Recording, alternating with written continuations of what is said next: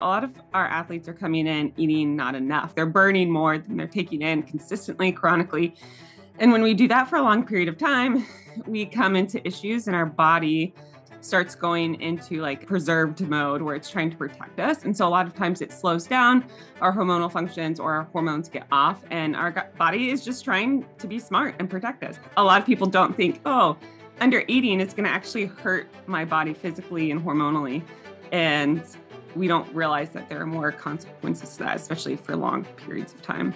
I think the biggest thing is we have to start dissociating, like performance is only based on weight. Like, yes, does weight play a factor? Of course. It is not the number one factor of our performance. It's only a small piece. Starting to shift, like fueling your body, not for how I'm going to look or how I'm going to weigh, and start saying, I want to fuel to perform. I want to fuel my performance. Welcome to the Run Free podcast, where we talk about training using our Holistic 5 principles. In today's episode, we're sitting down with our in-house nutritionist, Jo Butler. One of the things I love about Jo is that she has this very balanced approach to nutrition. It's very just based in science, but also based in her experience working with a lot of different athletes. One of the things that's great about the way that Jo orients our athletes' nutrition is that the goal is both performance, but also health and longevity. I hope you guys enjoy this conversation with Jo. I'm Chad Hall, and this is the Run Free podcast. All right, Jo, welcome to the podcast. I know Jay and I are excited to have you on and talk some nutrition. So first off, I want to hit you directly with a question that's been on my mind, and it's something I've heard from several of our athletes where they say, you know, we got this analysis from Jo. She critiqued our nutrition, and she had me eat more food, and I started to lose weight, which seems like the absolute miracle diet, right? So what's going on there? Yeah. So I think a common misconception a lot of us think of with nutrition is like, it's just as simple as calories in versus calories out. Now, I'm not going to negate that there's not some truth to that. Like, obviously, like your body, if you're eating excess amounts of calories and your body's not using that calories, you're going to probably retain weight. However, a lot of our athletes are coming in eating not enough in their everyday life. Like they're burning more than they're taking in consistently, chronically. And when we do that for a long period of time, we come into issues and our body starts going into preserved mode where it's trying to protect us. And so a lot of times it slows down, our hormonal functions or our hormones get off, and our body is just trying to be smart and protect us. If we do that for a long period of time, it thinks, hey, I'm not getting the food and energy I need, so I need to do whatever I can to survive. And so basically it can slow metabolism and throw off hormones. So our body is just like maintaining weight for survival purposes. And so as soon as you start eating enough, your body's able to work more efficiently and your hormones start getting back in check and functioning properly. And so everything's working. And so your body's burning that energy as it should. And so then you're losing weight because your body doesn't have to hold on to it to survive. Your body's getting what it needs to fuel and function properly. So yeah, I think that's a lot of people don't think, oh, under eating is going to actually hurt my body physically and hormonally. And we don't realize that there are more consequences to that, especially for long periods of time. Hey, Jo, yeah. I have a comment on that thought process. Yeah. So I got really into this book that I continue to keep referencing, Why We Sleep by Matthew Walker. And in this book, yeah, I can't stop talking about it. It's literally outside of the Bible, I think the most influential book I've ever read. I love it. In my life. So he says in the book something really interesting about sleep and metabolism and the idea that we're the only animal that limits our sleep. So all the other animal kingdom, none of them limit their sleep. And so he makes the argument, and I don't know how much research is behind it, that when you limit sleep, the only reason to limit it would be if we're trying to forage or create more food. And so our body interprets that limiting of sleep, slows metabolism, and you hang on to more. So is that part of the equation that you consider too? Yeah. I mean, sleep affects your hormones so much. And I think we don't realize that. And, you know, a lot of like my study into hormones is around athletes, but also just like functioning. And all of the things we've done in society to lose weight or to maintain function, like affects that. And cortisol is one of the biggest hormones that are affected by all of these habits we've created. And you'll notice like cortisol also affects almost every other hormone in our body. So like as soon as that is increased, which lack of sleep will increase that, dieting will increase that, overtraining will increase that, any of those things. And as soon as that cortisol is increased over chronic periods of times, your whole body is going to be thrown off. So yeah, I mean, if you're not managing getting enough sleep, it's going to throw things off. It's going to throw your metabolism off. And high cortisol is ranked to like more belly fat. Like there are studies that have shown like people maintain more belly fat if cortisol is high. So like that can be off and you can be doing everything right. But if you're not managing your stress, like, yeah, you're going to have issues with weight. It's just linked hand in hand. But to that being said, I do find it super interesting. We've talked a lot about this and how the power of sleep is so important. And like back in the day before electricity, people slept like 13 hours a day. And, you know, like people did labor jobs, like they were outside all day using tons of energy, but then they slept for 13 hours. And now so many of us are like functioning off of like 4, 5, 6 hours of sleep. And we expect our bodies to do all this crazy stuff. And it's like, your body doesn't want to do that. Your body needs it. So yeah, I think that's a good point.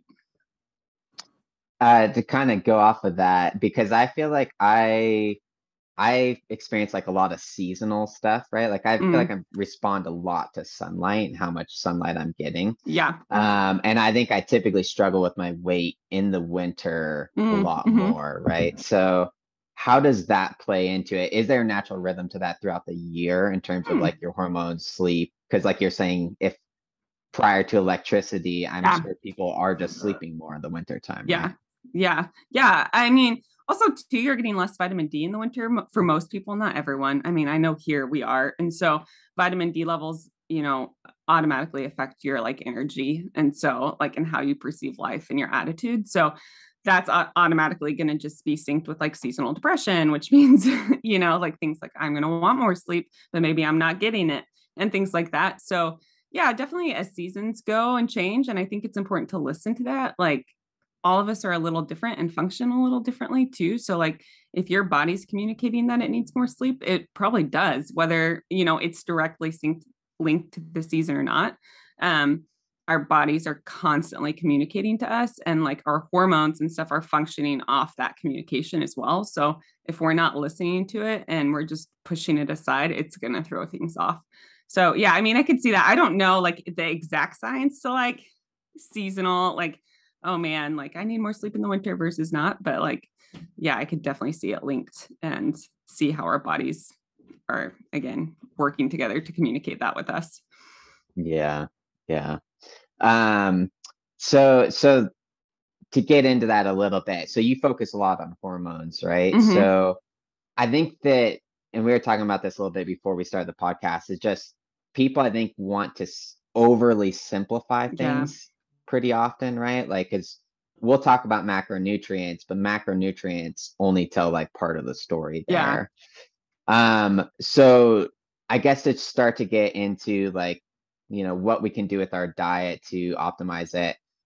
How much do you just listen to the feedback from your body? How much are you monitoring like actual, like, do you measure certain amounts of intake, or are you just kind of listening to your body, trying to figure out what's happening? Responses. So for me and for someone else, it's different. I think it does take time to understand what your body is telling you and communicating with you. I don't think it happens overnight. For a lot of people, we've gone from like this extreme of like ultimate restriction. And so actually we need some awareness to how much we're eating to make sure we are eating enough and eating the right things.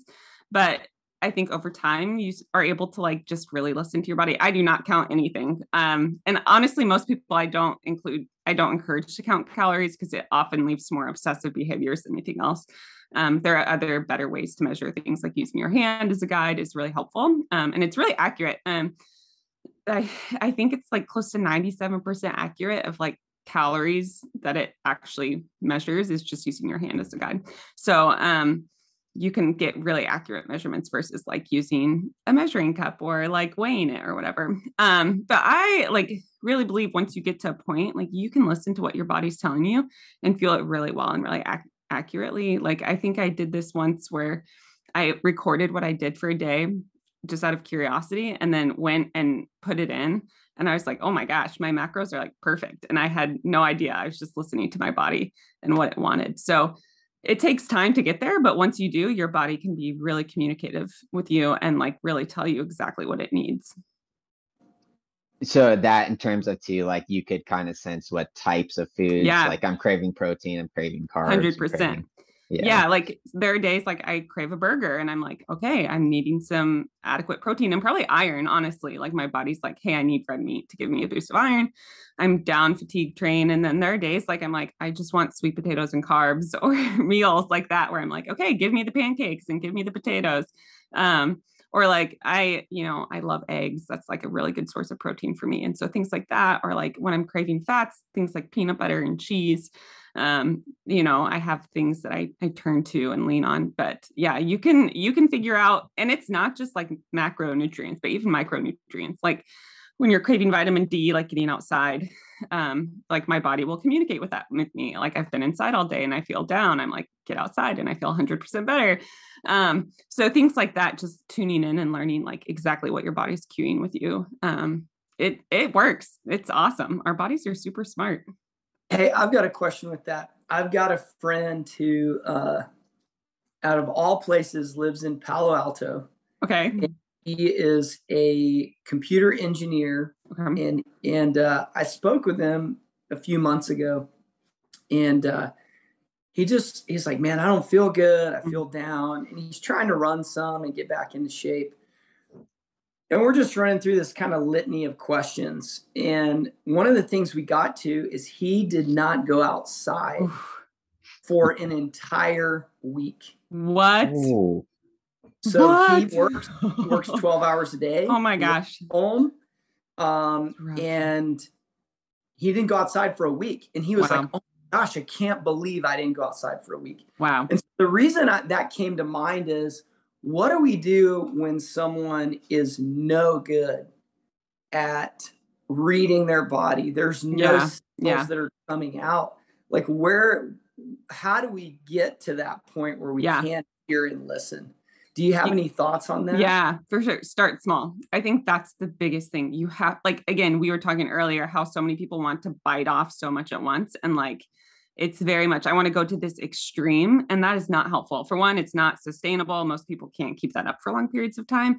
Two, it's hard to do. Like you were saying, you're like, I couldn't fast for 14 days. I couldn't either. That's so hard. Like that is so hard and it's so extreme, so, and again, that's not sustainable either. So for people like him that are looking like, how do I start here? How do I even begin? Start small. Start with like, put a reminder on his phone. Like, hey, you're on your computer, you're on your phone, like something that you see every day, put a reminder every hour, stand up for 3 minutes, even if it's just 3 minutes, stand up, go walk outside.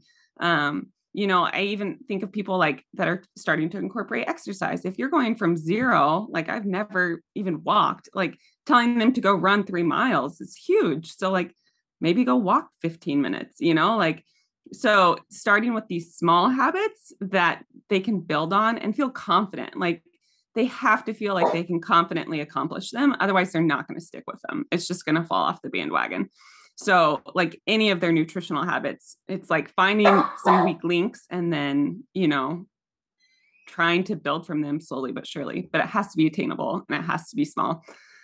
So they can build that consistency. Yeah, what's the balance I find with myself sometimes when I'm trying to create a positive change? There's a balance, especially with diet, because sometimes, people do tend to jump into the deep side. But I do think there's a balance there of like sustainability versus seeing some progress to kind of like get the ball rolling, feel good about it, Is there ever a time where you make maybe changes initially in a more extreme way to do that? Or is it just kind of like, let's just get started slowly? Yeah, I mean, I think it depends on the person. I think too, though, I think it's very easy to want to jump to something bigger. But again, like are you going to sustain that? Because ultimately, like, real change happens over time. It's like, I talk about this with all of our runners. Like, you're not going to go from running a 5K to a marathon in a day. Like, if you do, it's going to really suck.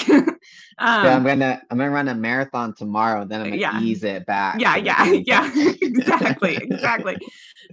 Like, that's not going to go well. And like, even if you can do it, you're not going to feel good afterwards, or you're not going to maintain it. So like, I like to think of that the same way with our food and nutrition. So yes, there are times that maybe someone has a bigger bandwidth, that they do have like the ability to maintain something and do a bigger step than maybe someone else. So I may have someone that's like I'm trying to think of a good example. Maybe it's like, okay, I'm really committed to this. I'm just gonna like cut out, processed food, like some sort of processed food or something. Like, I'm going to cut out Coke. Like, maybe I've been drinking it once a day, but now I can cut it out and fully give that up. And it's totally fine for them. But there may be someone else that they drink Coke every day, and they're like, dude, cutting this out every day of the week would be impossible for me, So it depends on like what the person is able to commit to, so yeah, I think I don't know if that exactly answers your question, but it depends on the person and like how much they can actually sustain it and what's ideal for them. Yeah. I could totally see that. There's a lot of factors that play into, somebody's diet and how they relate to food and all those things. I mean, ultimately for me, it's very rarely worked out well, where I just like Jay was saying, and Ryan actually done this where he fasted for a week after he finished the season. I forget exactly the reasoning why, but these extreme, and we were just talking to Nathan Dieter, who like came out of alcoholism and all this stuff. And like, I think it's very common for endurance athletes to trend towards the extremes. Yes. So I think we need to be conscious of not allowing ourselves to do that. And man, that middle path of just like balance and sustainability, it's hard to commit to that, but it is so worthwhile if you do. Yeah. So one thing that Ryan's talked about in terms of lifting and nutrition a lot that I picked up on was cycling your nutrition and your lifting. And so I started kind of adopting this idea, at least in my mind, that for half the year, I basically eat whatever I want to eat. I eat desserts, I eat whatever. And then sometime around August, which I just started a few weeks ago, I'll cut most of my desserts. Yeah. Like, I'll rarely eat anything sugary. And what happens is the last half of the year I'll go to like March. I'll lose like 6 or 8 pounds. And I don't change anything about my diet other than that one thing. I just limit some of the desserts, not even all of them. Yeah. And so that's been my like middle ground, because I've done it before where I get on this like really extreme limited calorie, plan to try and cut some weight and run fast. And I do run fast, but I notice like my overall productivity, like I'm foggy. I can't get much work done. I'm a little bit short with, the family and the kids. But this was like that middle ground that I finally was able to get to, where like, okay, it takes me 6 months to lose 7 pounds and I run better at it. Yeah. So, but I think totally, Chad, we are extreme people. 100%. And it's taken me like 25 years to figure out what works for me. But hopefully the idea is like, if we can get some of these nuggets out to our listeners, they can skip the 25-year process and maybe make it like a couple of years. Yes. Yeah. Endurance athletes are so extreme. I mean, we're doing marathons. Like, that's like 1% of the population that runs marathons. And then we're paying for someone to actually coach us to do it. So like, that's an even smaller percentage. So there's definitely extreme tendencies. And I think it's just healthy to be aware of that. Like, oh, I'm leaning towards this extremism. Maybe I should dial it back a little bit. Yeah. And that's a hard thing to do. I feel like, sometimes, again, we want to make things simple. And I'm realizing as I get older, like actually the hardest thing to do is to realize when I'm letting myself do that same Yeah. process all over Yep. again and just be like, okay, this is where we break the pattern. Yep.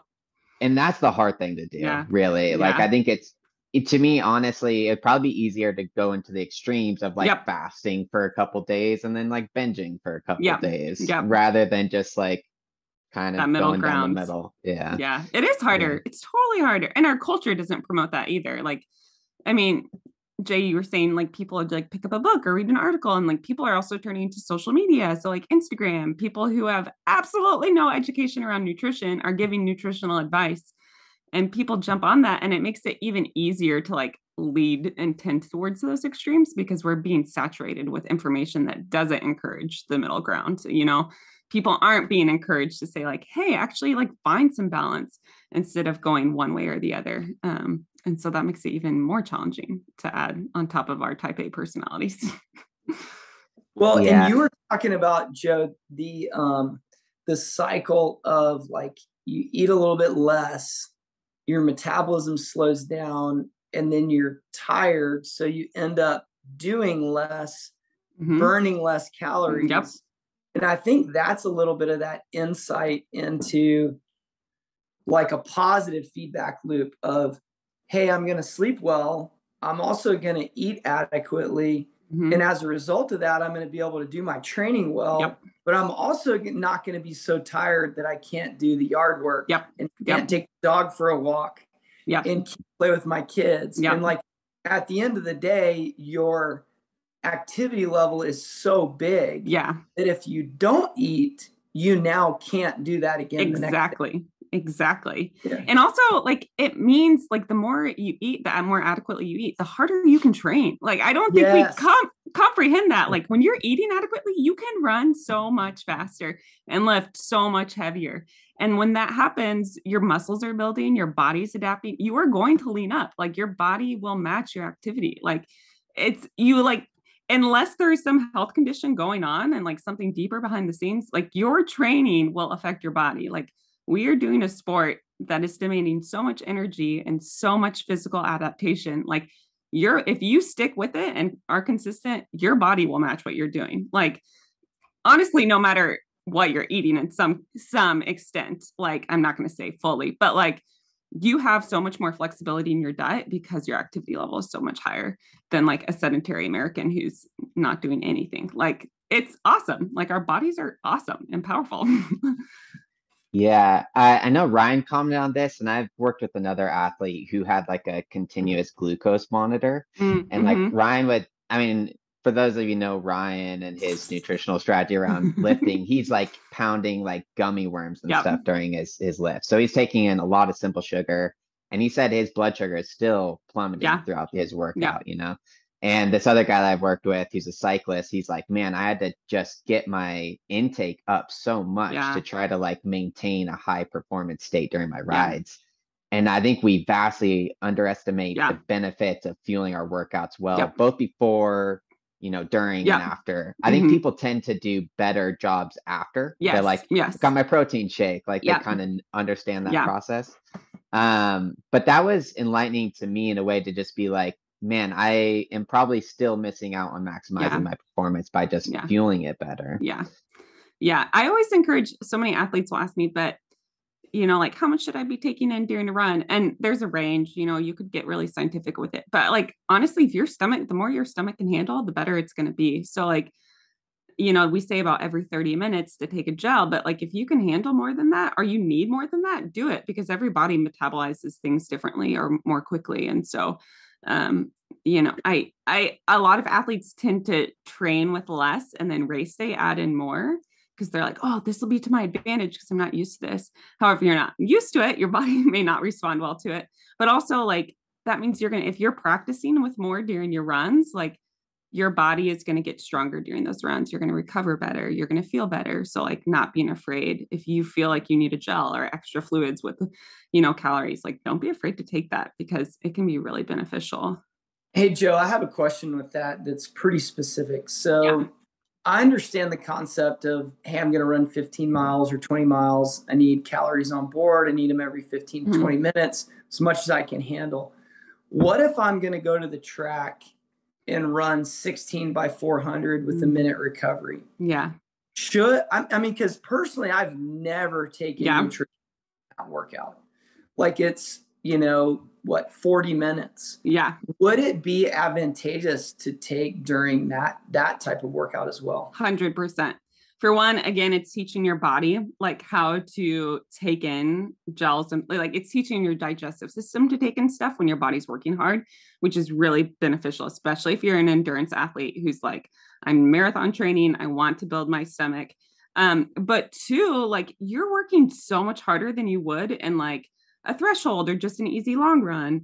And so you're burning more calories, which means, even in a shorter amount of time, which means we still want to replace those. And so for some athletes, they're totally fine and can do that pretty effectively if they eat well before and after. But I encourage a lot of athletes, like have electrolytes.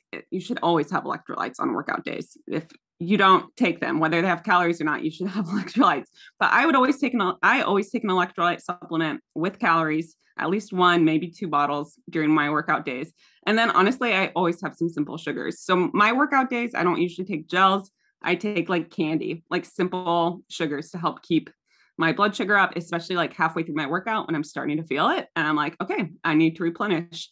And like just simple sugar candy, Starburst, Sour Patch Kids, gummies, whatever. Or like if you want to go healthier routes, you can always bring like dried fruit and stuff like that. But yeah, I'm all for it. So if I do that, if our athletes do that, they're listening, what are we going to feel? Are we going to be able to do an extra rep? Is the rep going to feel easier? Are we going to run faster? Is the recovery better? Is it all of the above?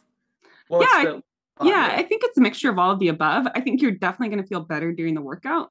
If you ever crash in workouts, a good chance are, well, either if you're not running too hard, but if it's like a maintainable workout and you finally take in some stuff, like you're probably going to feel much faster and stronger, especially through the duration. Like towards the end, you should feel much stronger. But you're also going to, I think the biggest benefit in my mind is you're going to recover faster because your body's not going to be in such a deprived state. Your body, your muscles and stuff, your glycogen levels are up. So they're not just totally crashing. Also, if you struggle with like the mid-afternoon crash, that could be something, and you're, doing your workout in the morning, that could be something really helpful to practice with, because if you're not getting enough in during your workout, before your workout and after, which it can be really hard to get in enough right after if you're not doing anything during, like it's really common to feel an afternoon crash because your blood sugar has not been stable. And so you're just crashing and burning. That's so enlightening for the shorter workouts. Yeah. No, I'm excited. I'm actually excited to try that. Yeah. And fuel. It's almost like you're fueling like a marathoner. Totally. During your normal reps. Totally. Yeah. And I mean, 16,400s is a lot. Yeah. It's a long workout in the scheme of workouts. Yeah. But when you compare that to 12-mile tempo, it doesn't seem like it's that long. But I love it that you're encouraging that. Yeah. Just so I can try it. And try it and feel a difference. Yeah. That's pretty sweet. Yeah. Again, that's the extremist mindset though. Like, oh, my workout is 12 miles. This is nothing compared to that. And that's extreme. Like that's extreme. Yeah. And I like, I always think about this, how they did that study, right, where they showed that if you just swished around like a sugary drink in your mouth, that you'd release more glycogen. Yeah. And I always thought that was really interesting in terms, it kind of changed my mindset of like, I need to let my body know it's okay, right? Yeah. We're not going to kill you here. Yes. We're going to provide fuel along the way. So I think even like a shorter workout, you're kind of reaffirming this thing for your body of like, we're fueling, we're taking care of you. Yep. And I think that's translated to me into this thinking of this relationship with my body where I'm not trying to have like dominion over it, right? And just force it to do what I want it to do. Like we're working together. Yeah. Yeah. I think that's like one of the biggest mindset shifts that's helped me personally, but also like some of the athletes I worked with is just like your body's working for you, not against you. So like, how can we work together to make this feel better? Because you're right. Like, I think a lot of us think, oh, I want control over my body. And we're punishing it in many ways instead of like working with it to like help encourage the recovery process and our performance. So that's really insightful to me. Yeah. Yeah. And that's such a common, maybe it's a little bit of like diet culture marketing, where I feel like we do have this tendency to like build this relationship with our body where we want it to be different. We want it to change, and we're not always so loving towards it. Yeah, totally. Which isn't, and like you're saying, eventually that gets to our hormones and the way that we feel. Like, it's kind of this cycle that can just be in a negative place. But I want to kind of jump into some like macronutrient stuff, kind of like what we should be doing, what things, because like you said, there is this intuitive process where you can listen to your body, but maybe we're not there yet, and we need to kind of be monitoring things a little bit more. So I've heard you talk about fat on a number of occasions, and I think it's pretty misunderstood. And sometimes, there's so many different diets that demonize certain parts of the diet, so what's your take on fat and kind of the role for us as runners? Yeah. So fat is super important. If you want to fight inflammation and keep your hormones functioning, you need to keep fat in your diet. So I think there is a lot of misconceptions around fat. And as runners, I think we prioritize carbs a lot and we think protein for recovery. And so then fat's like on the sideline here, like, oh, what about me?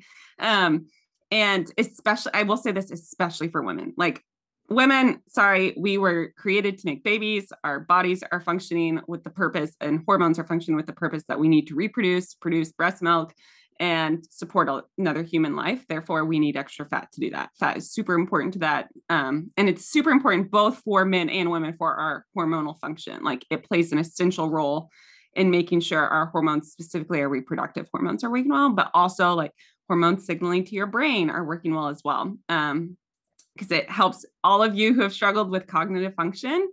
Good chance there, besides underfueling, you're not getting enough fat in your body, because fat directly is associated with brain function. So like if you get that brain fog or feel like you can't focus, good chance your hormones are lower than they should be. And that's causing your brain fog. And so they play a certain, specific role towards that, but also like fats help fight inflammation. So when you are training hard and working hard, and if you're not eating fats, you are not fighting inflammation. So if you're eating processed fats, it kind of works against you. So like canola oil, soybean oil, those things that are highly processed are going to kind of add inflammation, but things like avocado, coconut oil, grass-fed butter, and like olive oil, those things are super helpful to fight inflammation. So when you've been working hard and pushing your body, you want to fight that inflammation in your muscles so they can help recover more. So it's multifaceted, but specifically with hormones, and then the anti-inflammatory response to help your body recover and heal. Nice. Yeah. And so obviously I feel like fat and all our macronutrients, I think there's certain timings that are most beneficial, right? Yeah. So obviously we don't really want fat like right after workout. We don't want to like slow down the digestion, right? But in terms of, are you getting most of your fat in your meals? Like, where are you getting most of it? Yeah, I would say in your meals. And I would actually kind of bust that myth there. Like, actually, it doesn't. Yeah. So it itself is slower digesting, but it doesn't necessarily slow the digestion of your carbs and protein. So those things are going to break down like they need to. Now, if you're eating a super high fat meal, is the digestion process maybe going to be a little uncomfortable? Yes. After a workout or before a workout, totally. But studies have actually shown that fat does not hurt or inhibit performance before or after workouts, or like slow digestion. It itself is slower digesting, and therefore can cause like GI distress. So it's super important to be aware of that, because it can, especially before workouts, like if you're going in for a long run and you have a high fat meal the night before or the morning of, like, okay, you're probably going to have, some runs throughout the run and have to stop and pull over. However, like, it in and of itself does not actually hurt or promote performance either way. However, for me, like, it's not like the first thing I go to. It's always like, oh, I'm going to have a super high fat meal after I run because that doesn't sound appetizing. But even things like whole fat Greek yogurt in a smoothie post run would not be harmful in any ways. But for me, like I just try to get well-balanced meals throughout my day. So I try to make sure I have a serving of fat at each meal.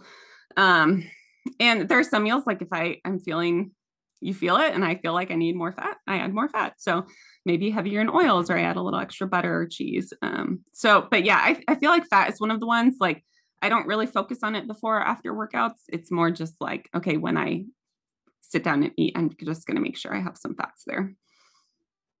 Interesting. Yeah. So say after a workout, I'm either going to have a plain piece of bread or a piece of bread with like peanut butter and jelly on it, or, something like I'm adding in a fat source there. So that's not at all affecting the absorption of the carbs. Okay. Nope. That is interesting to know. That'll change things. Yeah. I can send you an article on it. Yeah, no, that'd be good. So even what about within a workout? Because like when I was doing a lot of cycling, a lot of times I would just take like a peanut butter and jelly instead of getting a bar or something. So in that case too, like what exactly is happening with the fat in that scenario? Like, is there any benefit? Is it doing anything for me? Yeah. So the way our bodies work and the way it breaks down, when we absorb nutrients, so carbohydrates, fats, proteins, carbs are the first things that we break down. That's our first source of energy that we turn to. After carbs, we turn to fats. Like fats are then the next resource that we use. Then we turn to protein, which really we don't ever want to be so low on carbs or fats that we turn to protein, because that's going to actually take away from our muscle, protein synthesis and all of that. So that can become harmful. And that's why a lot of people who aren't fueling during runs then end up with poor recovery, because they're pulling from stores they don't need to pull from.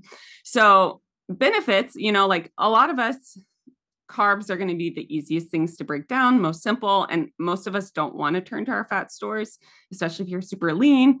But, studies have shown, and I haven't like dug a ton into this because I don't usually work with like ultra runners, but they have shown like once you start getting into the ultra world, like fats can actually be super beneficial during workouts because of the duration of which you're moving. And so it's really hard to keep up with that amount of carb storage. And so they have shown like, okay, start adding higher fat diets because of the longevity. Fats still take longer to break down and use the energy source versus carbs. And so it's a longer source of energy. So there's a lot of like, you can go into so much information and science on this, but essentially carbs are going to be the things that we utilize first, and they're going to be most efficient because they're the easiest to break down. So that's why we encourage so many runners, like during workouts, use carbs, use carbs, use carbs. You're going to utilize this first. It's going to be quick and it's going to be easy and efficient. But if you do start, trailing off into the ultra world, you could find some success with a higher fat diet, even during training. So yeah, it kind of just depends on what you're doing, and also just what your stomach can handle, because I think that's the biggest issue. Yeah, I think it's funny that some people like say like a nut butter might cause them some GI distress. For me, it actually settles my stomach, especially as opposed to like just hammering gels and drink mix. Like that was a strategy for me to get things to calm down. Yeah. Everyone's different. And like too, like the fact you're eating like bread and stuff can be helpful as well, because it's absorbing some of the liquids, and like so you're not just getting straight like gels and liquids in your stomach, which can be rough on the stomach. I often like to mix it up with gels and chews, to be honest. Like the chews are harder to eat, but it at least gives my body some time, and it's not just like straight liquid or like stickiness. Yeah. What are some fat sources that you like? Like are some better than others? Like where do you like to get that from? Yeah, I mean, my primary sources, I use a lot of olive oil. I love avocados, a lot of coconut oil, and I use a lot of grass-fed butter. I will say butter can be really good for you, but I would say the source you get that from is really important, because like we've talked about hormones, like conventional dairy products can be full of a lot of like synthetic hormones that they pump into these animals. So Kerrygold butter, it's my jam. And then Also, I love nuts and seeds and stuff as well. So I tend to make a lot of my own salad dressings that I use. So olive oil, avocado based dressings and things like that. But seeds, nuts, cheese. I love cheese as well. So lots of cheese in my diet. Are there specific types of cheeses, like harder cheeses or Yeah. any? So the big thing with cheese is get stuff that's aged 6 or more months. So the aging process is actually, it's like fermentation. So it's a lot better for your gut health. So I even know people who are like lactose intolerant, but if they get an aged cheese, they can eat it because that it like the enzymes of the fermentation process actually settle better in their stomach and it's a lot easier for them to break down. So yeah, it's just a lot better for you if it's aged. The longer it's aged, the better it is for your gut health. Cool. Well, Yeah. hopefully we got oil and cheese back on the table for some people. I hope so. So carbohydrates, another one that Mhm. I feel like in modern diet culture, carbs have been heavily demonized. Yes. And obviously for me in observing other runners, so many of us have gone through like low carb phases where we tried that out because there's this chronic idea that you're going to get shredded if you take carbs Yeah. out of your Yes. diet, right? And man, that's a rough road to go down unless Yes. you're like fully committed to going keto. Like it's Yeah. going to be terrible for a bit. And I think, in my opinion, ultimately not going to be the best way Yeah. to fuel your workouts. So what's your take on carbs? Yeah, they're runner's fuel. Like that's just the matter of it. Like I said, I mentioned fats, and there has started to be some studies in higher fat diets among ultra trail runners. But for most runners, like the studies have shown, if you are like the furthest you're running is like a marathon, like you need carbs should be your primary source for almost every single runner. And that means about 50 to 60% of your diet. Now, I will say, what is hard when people are seriously overweight and they're getting into running, and it can be really hard for them to like balance blood sugar and start losing weight on a higher carbohydrate diet. So I always kind of like to encourage people, if you are on the heavier side, don't increase mileage super high at first and keep a more well-balanced diet.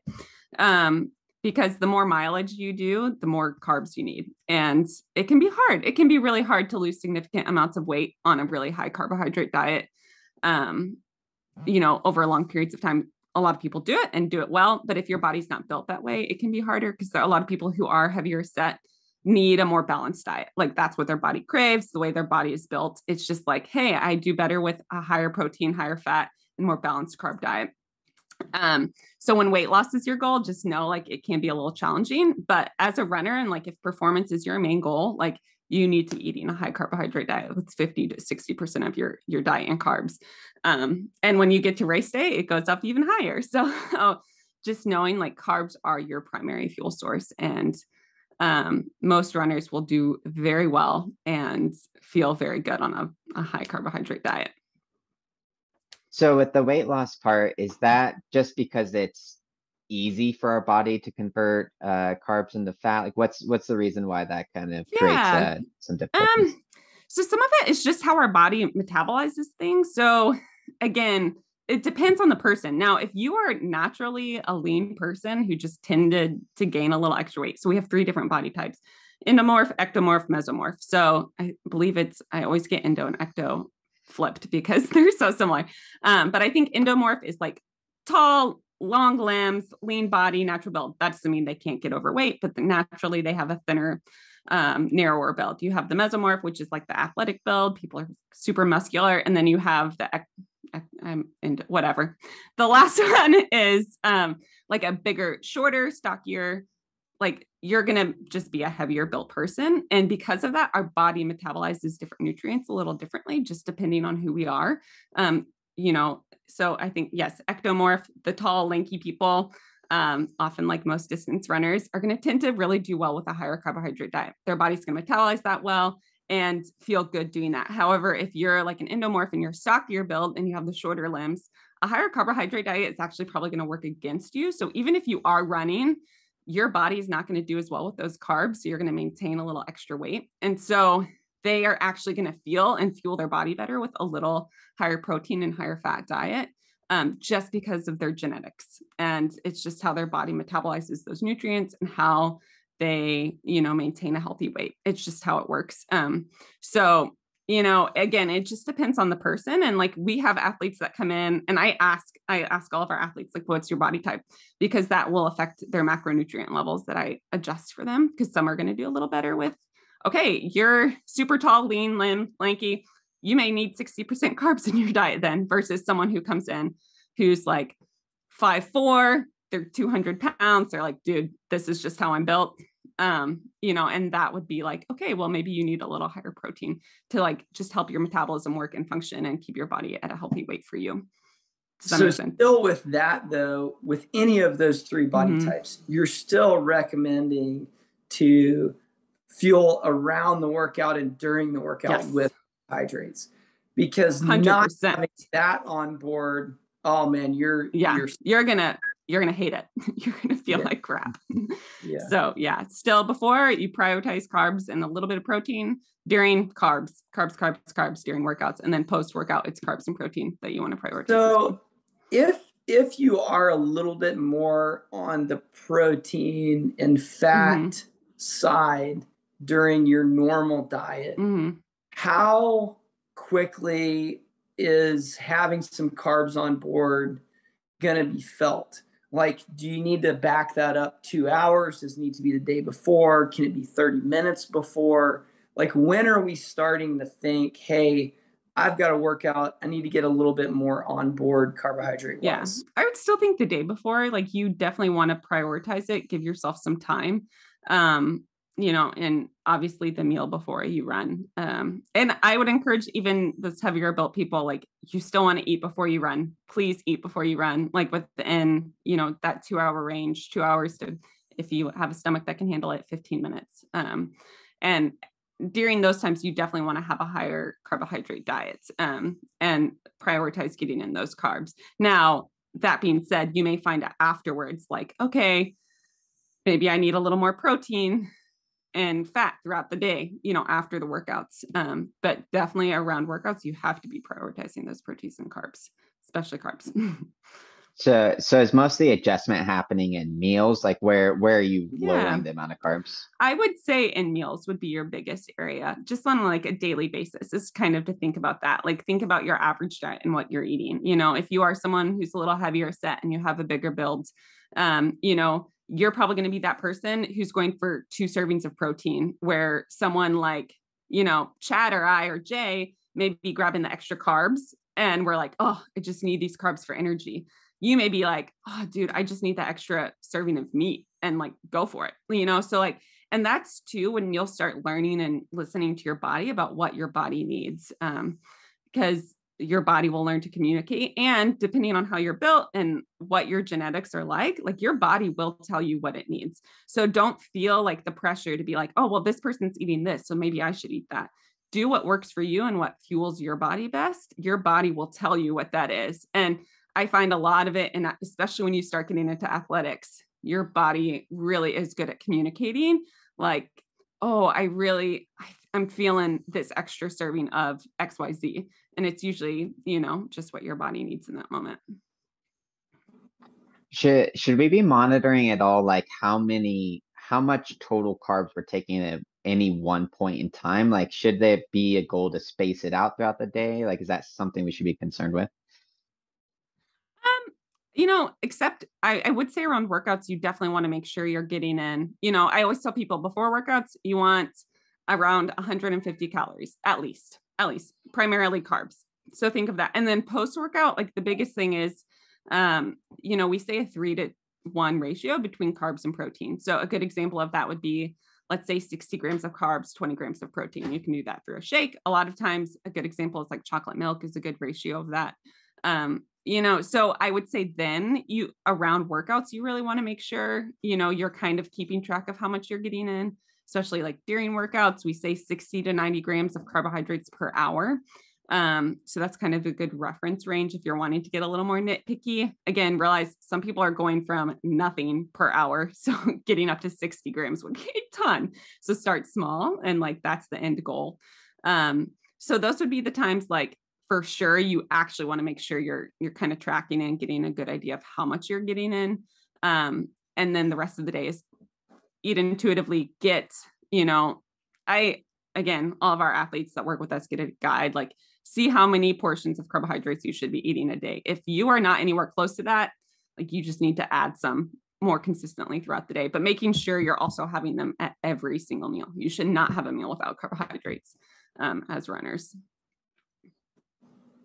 And then I always talk to athletes about kind of the types of carbohydrates that you're taking in and timing that, right? So around our workouts, we kind of want more simple carbohydrates versus like complex carbs in our meals, right?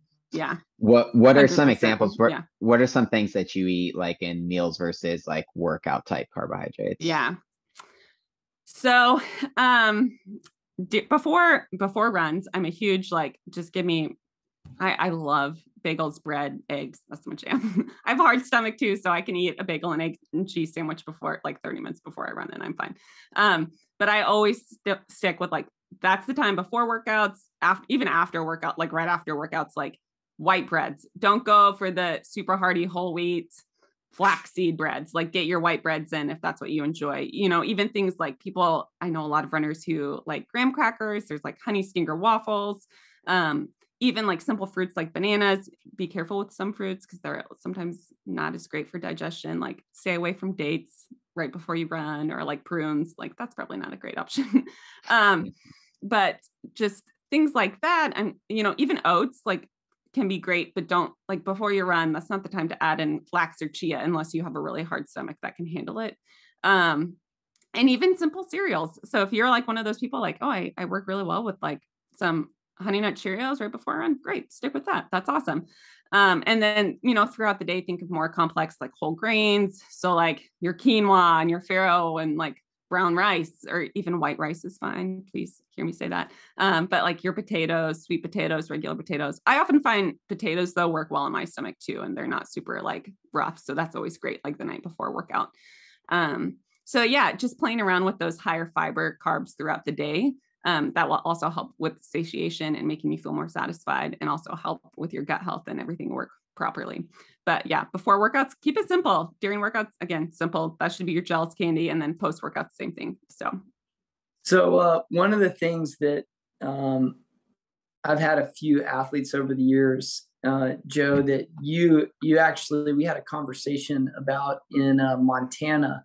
You probably don't remember, but the idea that if you do have really rough stomach and you can't handle anything, you can totally drink your calories 100%. before. And then the second part of the strategy that you mentioned on that is eat later.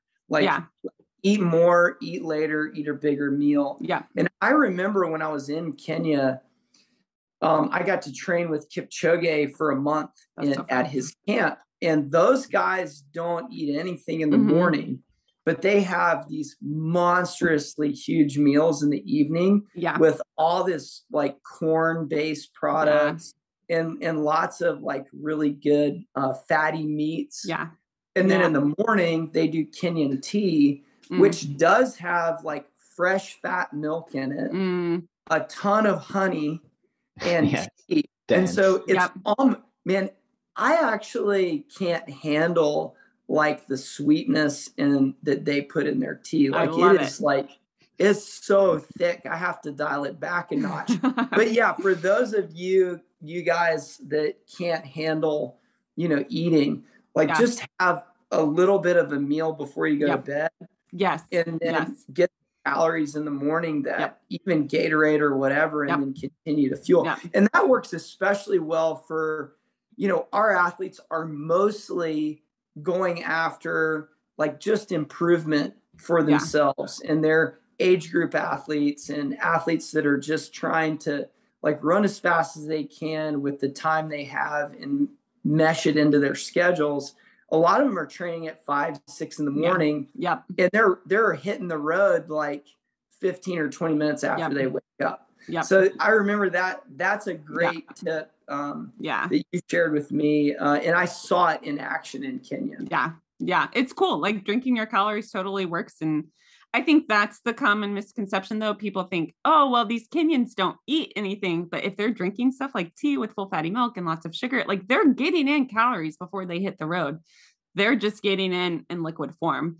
And so just remember that. And I always say this too, specifically women, it's really, really, really, really important you don't run in a fasted state for your reproductive hormones. So like men may be able to get away with a little less or not eating. There's just been a lot of studies though that women in and of themselves need fuel, like even that 150 calories before they hit the road outside.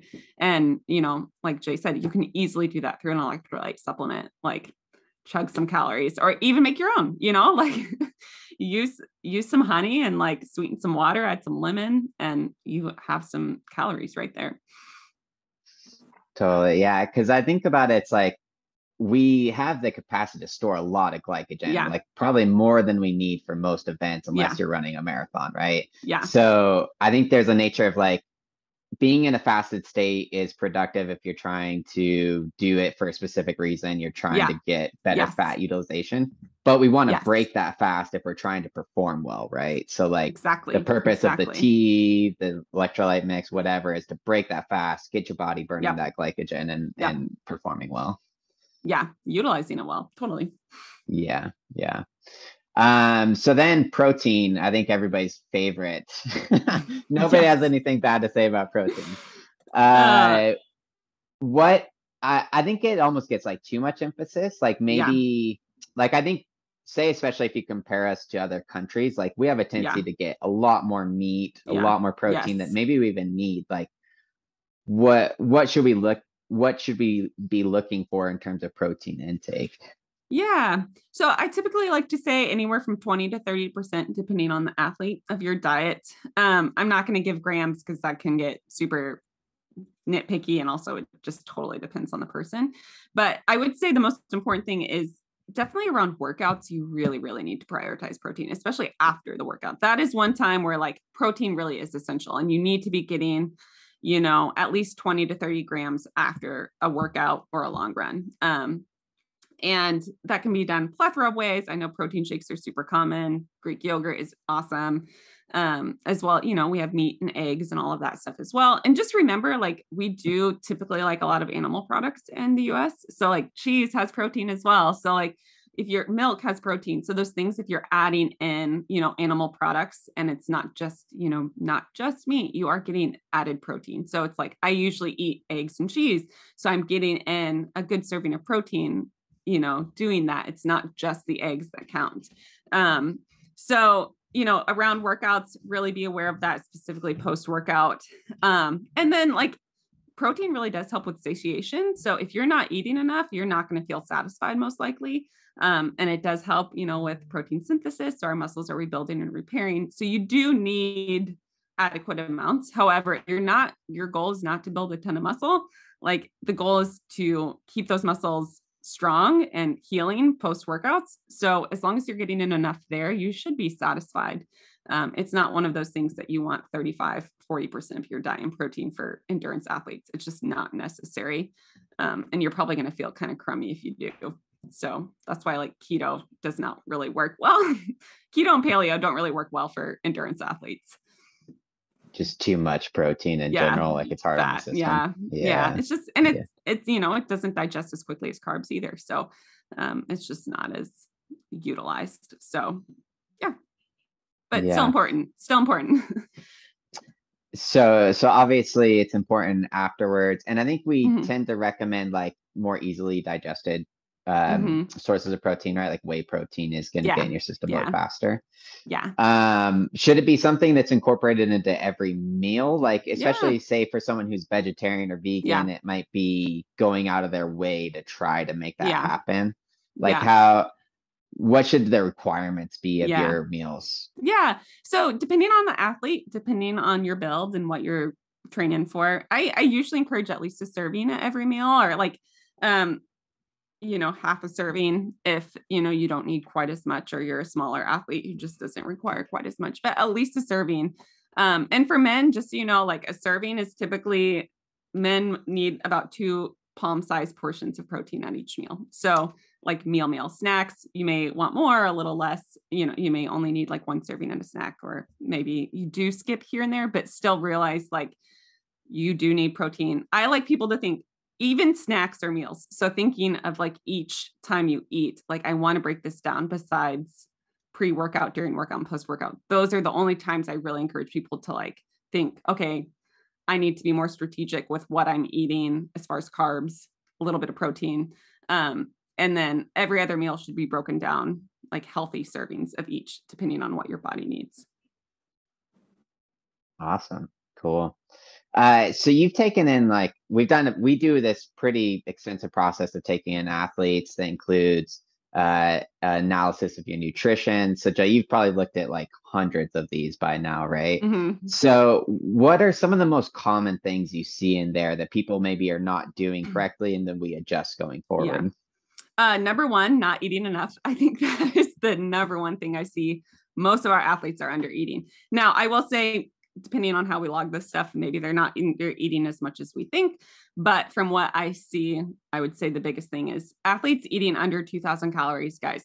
That is not okay. Even if you're a tiny person, like who's 5'1" and super little, like you still probably need at least around 2,000 calories a day if you are running consistently. Now, if you're just walking and not doing much actively, like that's a little different. But if you are running 4 to 5 times a week or more, and then lifting on top of that, like 2,000 is usually like the minimum of what I like to see people at.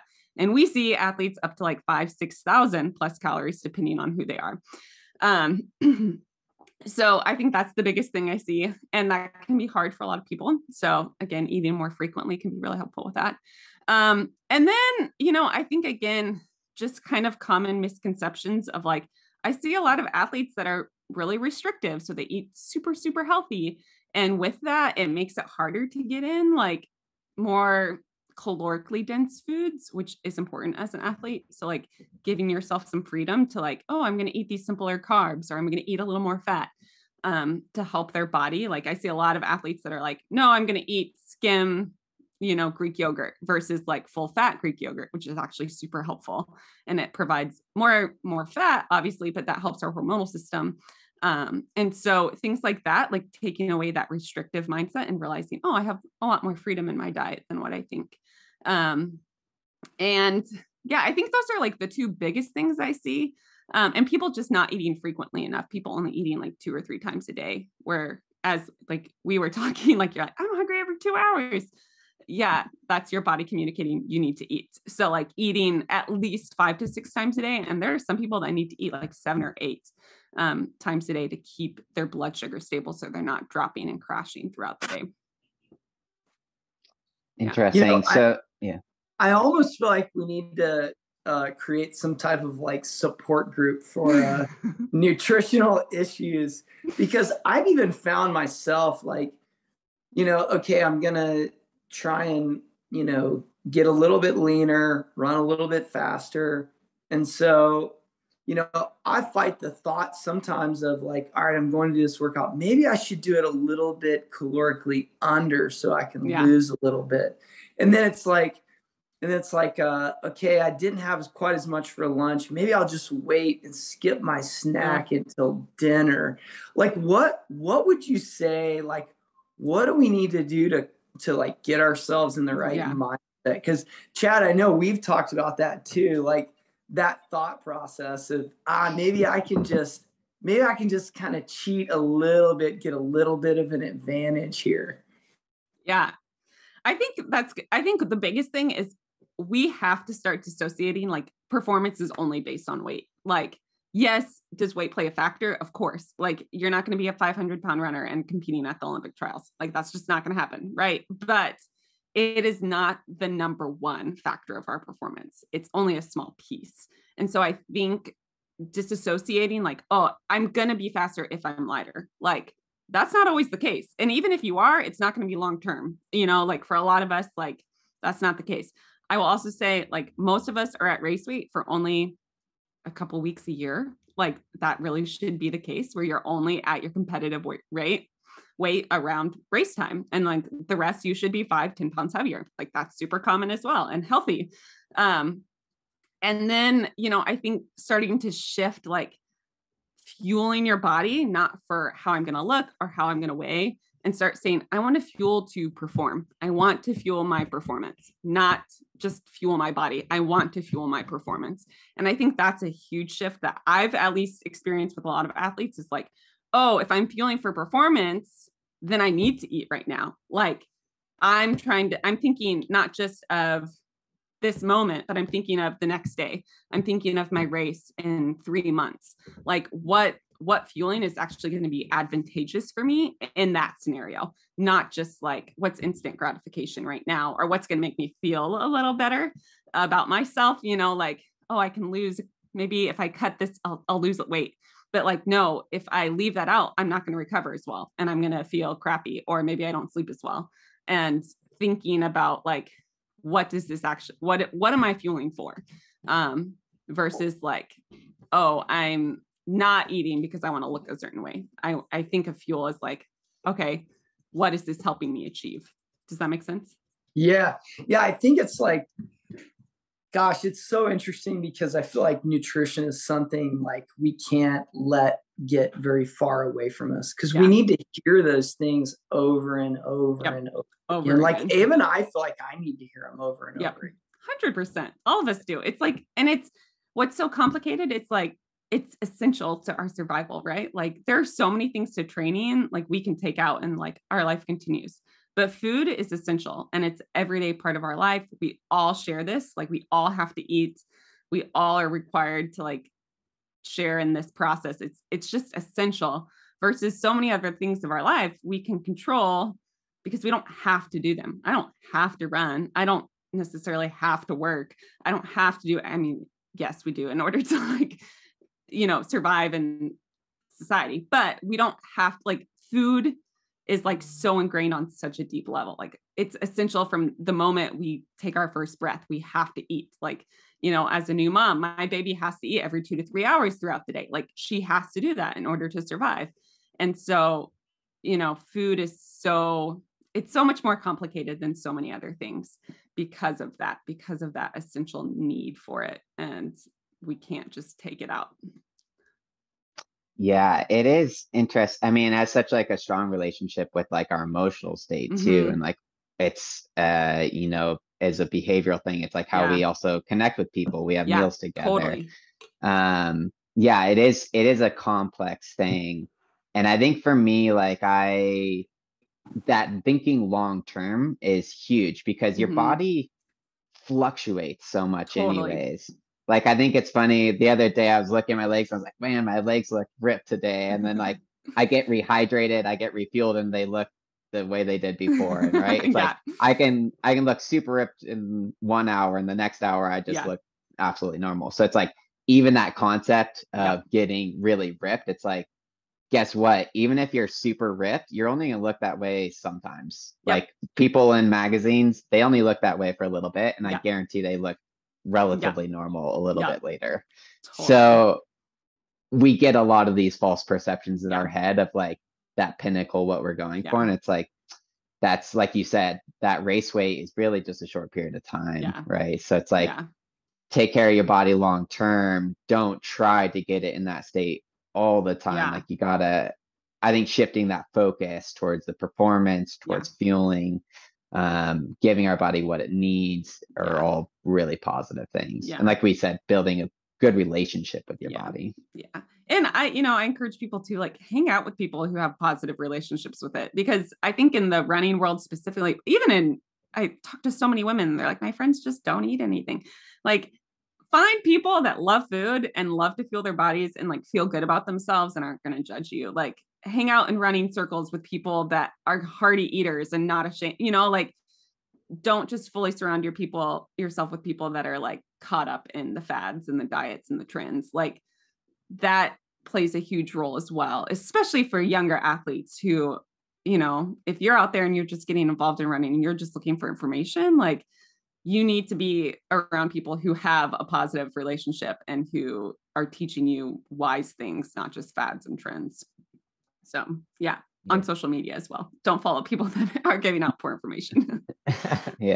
What's your take on, because I feel like that as I got older was a thing that I realized is there's been these like sort of stereotypes about like the super focused athlete who's like Mm-hmm. doing boiled chicken and Yeah. steamed vegetables, right? Like no flavor, Yeah. don't get any enjoyment from your food. And as I got older, I was like, I think it's okay to get like emotional Yeah. satisfaction from your Yes. food and to like get something out. Like that's missing the whole Yeah. part that could be awesome for you, you Yeah. know? So what's Totally. your take on that, like whole, I don't know, the Yeah. stereotypes and how that should be in terms of your emotional Yeah. relationship? I think it's like you were saying, food is like cultural too, and like it brings us together with people. And food is not just food; like it plays such a huge part of our lives because we all do it, and like it brings us together. And it does. Like emotional eating is a thing. Like, and that's okay. Like now, if that's all you're doing is emotional eating, that's a different issue. But like, I eat ice cream when I'm happy. That's great, and it makes me happy.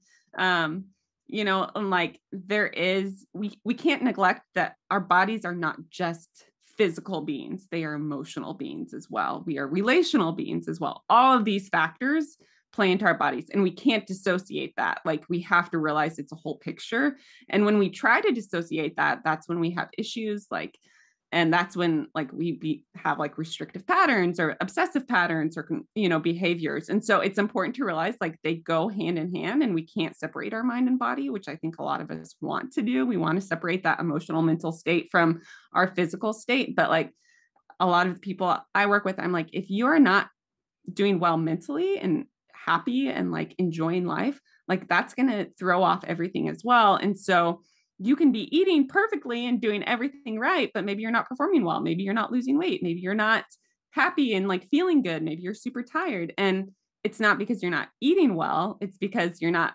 addressing the other issues as well too. So I think it's super important to realize like food does play a role in that. And so we're not just trying to teach food is fuel. Like, yes, it is fuel, but like it is more than that. Like it is there to provide us satisfaction, there to provide us with relationships. It's there to, provide some emotional satisfaction as well. So, yeah, we need to think of it as a little bigger because it does play such an integral part of our lives.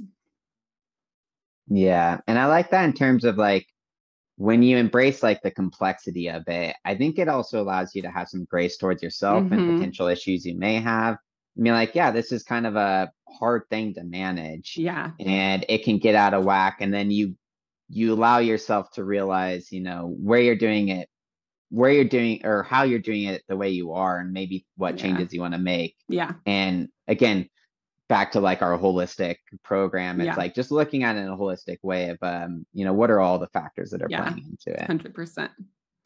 Yeah. 100%.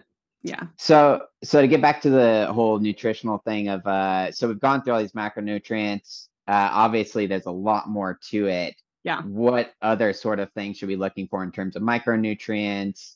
Other things that we should be trying to get into our diet.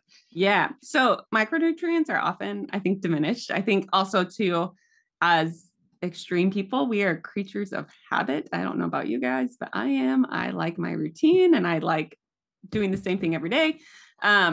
And I think a lot of runners can eat the same thing every day because it's easy and convenient. And that is okay to an extent. However, we can often miss out on a lot of the vitamins and minerals and phytonutrients that are super important to us, and our bodies properly functioning and feeling good.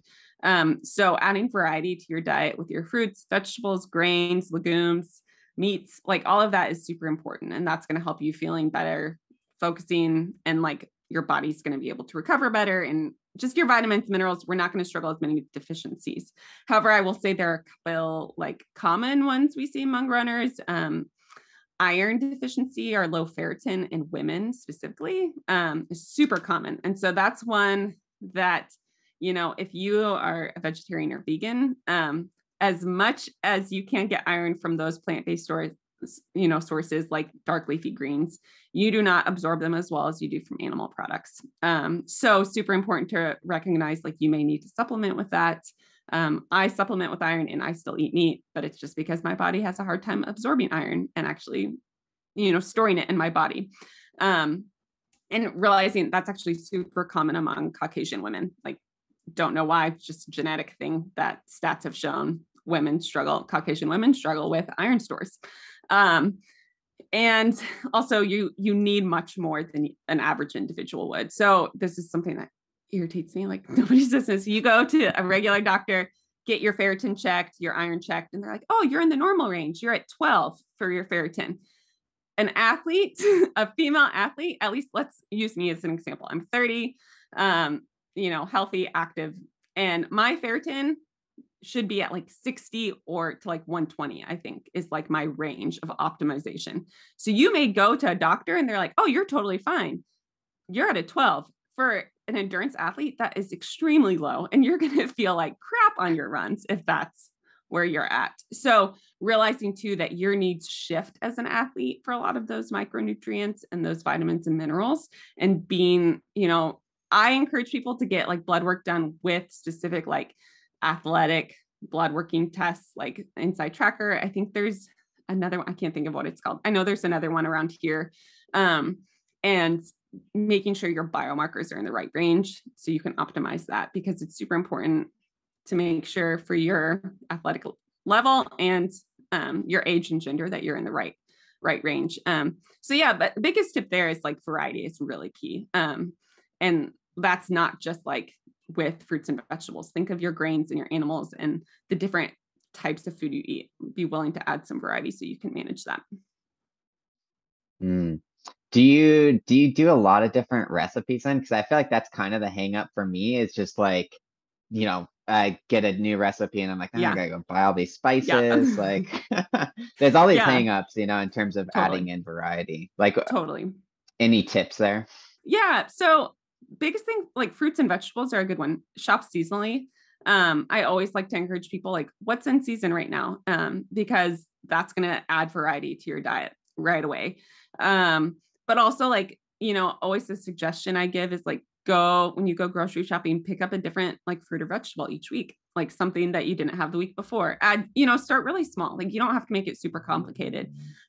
Grains last a long time. So keeping a variety of grains in your house is really helpful. You can always buy like canned legumes, beans, stuff like that. So to add variety there. And then, things like meats, you can always freeze. So having a variety of meats in your freezer to keep on hand. I know that's not always the easiest. But also like, I know convenience is a huge thing. And so people are like, how do I do this conveniently? Frozen fruits and vegetables are great for you. Like you can buy that stuff and it is easy and it's cheaper than a lot of fresh ones. So like keeping that kind of stuff on hand where you can just like either, steam them or, whatever it may be, throw them in a smoothie, that can provide some extra options as well. So yeah, start small. Don't overwhelm yourself with like, having a ton of different stuff, and like choose one different recipe a week, like if you're like trying to figure out something new, that way you're not like, oh my gosh, I don't have any of this stuff. Hopefully by the end you have some extra spices and stuff to add some variety, but yeah. Add things into your quiver. Yes. No, that's great. In terms of fruits, some people are very concerned about the sugar content in fruits. What are your thoughts on fruits? Is there any certain way that you should be taking them in? Like how do you go about your fruit intake? I love fruit, and I hate when people say you shouldn't eat fruit, or I worry about if you have, again, I think too, something I haven't mentioned this, but like if you haven't, a lot of our diet culture is built on certain disease. It's built on providing like better health to certain demographics. Like all of these diets that we've heard of are like keto. It's all based on like, oh, someone with a certain specific disease was given this diet to help either cure this disease or help manage this disease or prevent this disease. Realize like all of these different things are really focused more on like disease central diets. And so we're coming from an athletic diet where it's like, you don't really need to worry about the glycemic index unless you have some certain health condition that, you need to monitor your glucose or you struggle producing insulin. So things like that, it's like this fruit, your body's going to absorb it well and do well eating it. So you don't really need to worry about that again, unless you have certain health issues. So like fruit is a great source of vitamins, minerals, natural sugar. So like we talked about carbs. They're super important. It's a great thing to help fuel your runs and help you feel better. Also provide just a variety of different carbs. And like they taste good. So they're good for you. They taste good and they help fuel your run. So like, I just encourage people don't worry about fruit. I eat so much fruit. Like that is one of my huge carbohydrate sources. Because it settles well in my stomach and I feel good with it and it helps me perform.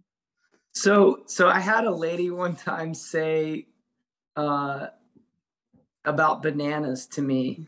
She said, I learned bananas have so much sugar in them. They're just pure sugar. And so I quit eating bananas. And so like break it down. Like, what are we talking about here? What's the difference in the sugar with fruit and the sugar that like she said it in a way that was like, it made it sound like having a banana was like taking like 3 spoonfuls of sugar and just stuffing it in. So funny. Well, just so you know, all carbohydrates are broken down into sugar in our body. It's just how it works. So that bread you're eating, those grains, we break them down and our body processes them. Glucose is a sugar. So obviously refined sugar, which is highly processed and all the nutrients are then zapped from it, which if you've ever had like molasses, friends, is the excess sugar from the refined sugar. And it has actually all the nutrients in it. So like it's super high in iron. So like, that's why a lot of people will be like, oh, let's use molasses. This actually has some powerhouse nutrients. It's because it takes all the good stuff out of the other refined sugars. So refined sugar is just kind of zapped with any nutrients versus like fruits and, any natural food that has sugar in it is going to be beneficial with vitamins and minerals for your body. It's going to be natural. Natural is so much better. Whole foods are going to be so much better than highly processed foods. Let's just be honest. That's how it works, how our bodies work. And again, it's a carbohydrate source. So it's providing you with energy, and us as runners, we need those carbohydrates. So yeah, maybe we break it down a little quicker because it's pretty simple to break down and it's not as complex as something as like starchy grains or like starchy vegetables, but our body's still going to utilize it for energy and it's full of nutrients. So why run away from that? So what you're saying, in my mind, I'm interpreting this as 3 spoonfuls of sugar is more guilty by disassociation from other nutrients than it is the fact that it's sugar. Yeah. Because we got to have the sugar. Yes. So to that lady, if I were to say, hey, here's the reason a banana is still good. Yeah. I could say banana has fiber in it. It's got potassium in it. It's got vitamin C. So now we have this concoction of goodness with that sugar that you're going to need. Yep. Okay. Cool. That I just wanted some ammo for that next the banana comes up. That's like maple syrup too. I will say that maple syrup has 26 vitamins and minerals. Again, now granted, you're not going to get all of those 26, like absorb a ton of those in like one serving of that. But just so you know, like it's not the end of the world. It's a natural sugar that has actually nutrients to it. So cool. Yeah. And to that point of like the banana glycemic index, all those things around sugar, because you see that all the time. They're like, I'll see it on Instagram. This piece of bread it digests exactly like sugar or like potatoes or all these things. How much should we be concerned about spikes in blood sugar? Is that something that should be aware of? Does it have adverse effects on our health? I mean, you definitely want to learn about managing blood sugar. Like, I think it is super important. Like if you're eating tons of sugar throughout the day and your glucose is constantly spiking, we're going to have issues. If you're having dips in your glucose, and like you're just having crashes, which I've struggled with that with like low blood sugar, where I like drop in the afternoon and I'm like, oh my gosh, my blood sugar is so low right now. That's why I feel so crummy. So it's something we want to measure, but I would say for most athletes, especially endurance runners, we're utilizing so many carbs and our sugar is constantly, we're just burning through it, that we're probably going to be more likely to struggle with low blood sugar. So we want to make sure we're getting in enough carbohydrates to keep that maintained and stabilized and not having big dips. Now, again, if you have other health issues, like, you're struggling with insulin levels or you're seriously overweight and struggling with blood sugar, like spiking, then maybe be a little more aware of how much, sugar you're taking in through like simple carbohydrates or even fruits. But for the most of us, like it's not something, unless you have, again, a pre-existing health condition that you really need to be too worried about. You probably need to be more focused on, am I getting enough in? That's probably, honestly, for most of us, where we're at, where we need to think like, oh, am I actually getting enough simple carbohydrates, enough sugar in my body that I'm keeping my blood sugar high enough? I find that more of an issue than high blood sugar. Does eating protein with the sugar actually help your blood sugar not spike? Yeah, definitely. But you may, like, post work, like if you're having a long run, like just an easy long run, you may actually need quite a bit of sugar in that moment. So a lot of studies have shown, like, post long runs, that's when you want to prioritize like higher sugar and a little less protein versus like a threshold run where you're working really hard. And so again, most of us, our concern is probably going to be more like low blood sugar. And so making sure we're getting in adequate amounts around our workouts and around throughout the day, so we're not crashing. So we actually want to have higher sugar intake after the lower intensity long run versus the higher intensity threshold run. Yep. You still need plenty of carbohydrates, after those longer intensity runs, but you definitely are going to need to prioritize protein a little bit more in that situation too. So, versus the carbohydrates. Is that because there's like more damage to your musculature or something? Yeah. Okay, gotcha. Yeah. Just like body's needs. Yeah, cool. So supplementation, and specifically to runners, and I get that this is like a individual thing. Like you were saying, using something like Insight Tracker might help you know what's actually going on in your body. Mm-hmm. Are there kind of typical things, like you were saying, iron for especially like Caucasian women? Are there things that we should be considering supplementing into our diet? Yeah, obviously. So electrolytes are a big one. And that's super, I think some of us don't even think of electrolytes as supplements, but it is for most of us. So that should be something you're taking every day, especially in the summer. You should be pounding some electrolytes, and not just with like during workouts, like daily nutrition should provide electrolytes. You can do that by making your own. You can buy Noon tablets. There's so many ways to do that. But that is something that should, for most, I mean, no, I would say all runners, you should be taking electrolytes unless you're only doing like a mile a day or something. Just because that's part of hydration and you're just going to need it. And then, optional ones are like protein powder or collagen powder can be beneficial to a lot of runners, especially if you struggle with getting in enough protein throughout the day. Or like, you have a hard time like eating certain proteins. I know for vegetarian and vegan athletes, that can be challenging to get in enough protein. So protein powder can be helpful. And then, like vitamins and minerals, I really tell people, like, you should be tested before you supplement, just because you can have toxicity levels in a lot of vitamins and minerals if they're not water soluble. So water soluble means we pee them out. Those vitamins and minerals, we can have excess. And so like even iron, for example, if you do not have an issue with iron, you can have excess iron, and that can actually cause similar symptoms to low iron. So it's really important to know like what your body actually needs before you just throw in supplements, because you can cause issues of toxicity. And why spend money when you don't need to? But things like green supplements can be helpful if you do struggle getting in, fruits and vegetables, or like you have a schedule where you just can't eat all of the fruits and vegetables you want. So things like that can be helpful, but again, only if you really need it. Like I view supplementation as like, it's truly supplementation. So if I can't get this in my daily diet, like if I can't eat this is when I supplement, but I'd much rather eat something than take a supplement for it. Awesome. What's your take on like ketones? Like, would you use ketones around racing? I think it depends on the athlete. Some athletes, like that can be beneficial to them, because again, it's like that idea, like fats are slower digesting, so they can kind of last a little longer throughout your runs. So some people do well with that. And, but again, I would play around with that. I would not say that works for everyone. That's more experimentation. It can be done and can be good, but again, experiment with it and see if it works for you. I wouldn't suggest that to every athlete. Awesome. fermented foods, probiotics, is that something you put much emphasis on? Yeah, if you need it. So, probiotics can be really helpful for people with GI problems, or like certain seasons of life. So like prenatal health can be really beneficial, and postnatal health and stuff like that.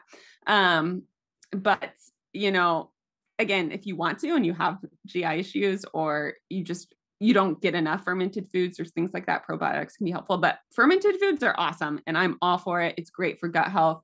But, just remember, like, things like Greek yogurt can be a really big staple in your diet, and like things like that. So you don't necessarily have to supplement. But fermented foods are awesome, and I'm all for that. It's great for your gut health and helping you feel better. So say if you're eating Greek yogurt like once a day, is that enough, or should you be getting more than that? It depends on the person, and it depends on what else you're eating throughout the day, too. So like, again, all bodies work a little differently. I will say, if you are someone, like, if you've been on antibiotics or anything recently, a probiotic can be super helpful. And Greek yogurt probably would not be enough. But yeah, it really just depends on the person, and it depends on your like GI and gut health. It's just, yeah. So I've got a question for you, Joe, that is relevant to Chad and I. I learned this about Chad as we were driving up Crested Butte, and we went to the gas station, and we both came out with exactly the same sparkling water. And then we had this discussion, or wait, no, it wasn't Crested. Yeah, it was Crested Butte that we were driving up to. And so we've both found that like sparkling water is a great like alternative to drinking like a bunch of sugar all day long. My question is, can you drink too much of it? Is it a bad thing that I'm addicted to sparkling water? This is a great question. I don't know. That's my answer to that question. I love sparkling water, and I think it's a great alternative when you're like wanting hydration and something different. I don't know about the carbonation, like how much that like really affects us, I haven't done any studies on that, but if your stomach starts hurting, I would question it, there are signs, but yeah, to be honest, like, I don't know the answer to that question. I honestly don't know if a lot of people have like really studied that, but yeah. So from my own personal study, which means I just drink like 3 or 4 of them a day at least, it's going good so far. Good. Like, I wouldn't worry about it. Maybe a little rougher on the budget, but yeah, that's right. That's awesome. It's funny though, on that note of the budget thing, because I do the same thing. I feel like so many of us these days are addicted to sparkling waters, just like nonstop.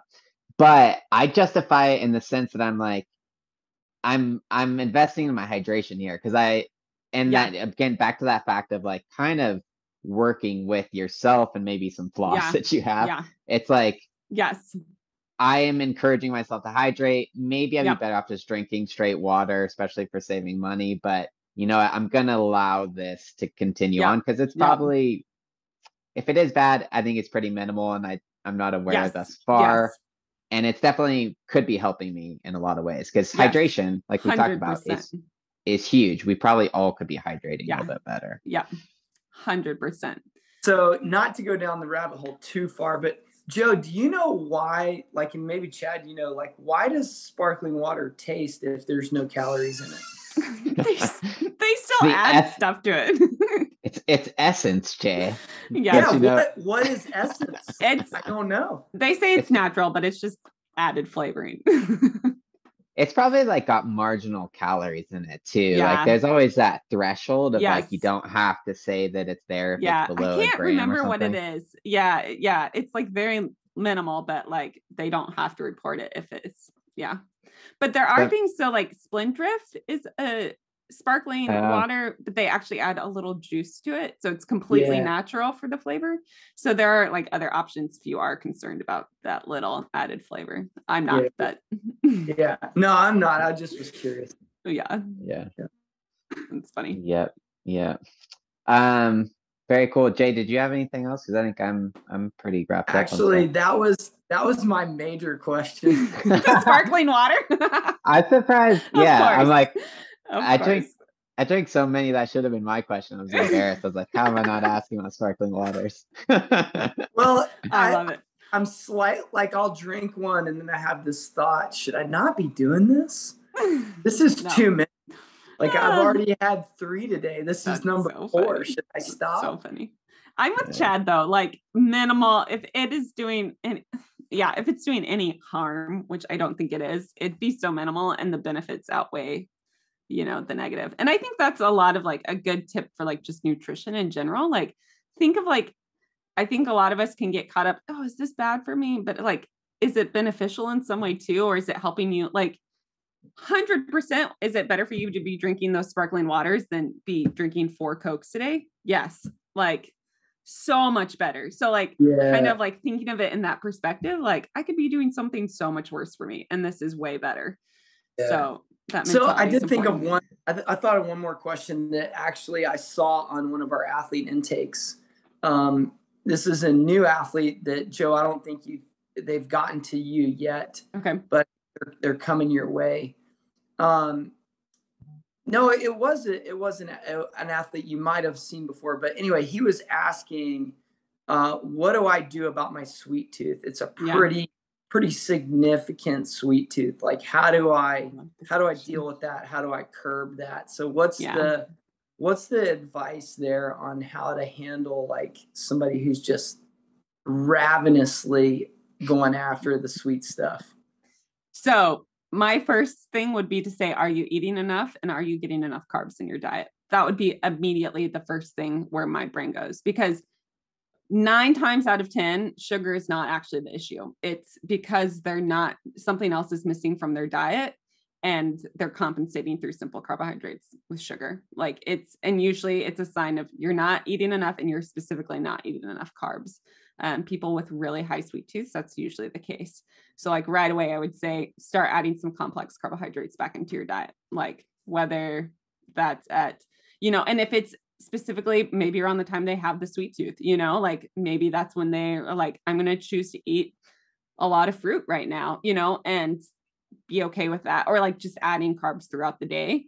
Because usually that's a sign, especially for athletes, that's a sign they're not getting enough in, because sugar is so easy to digest and it's so satisfying when we're just ravenous with hunger for carbs. It's just quick. It's a quick satisfaction.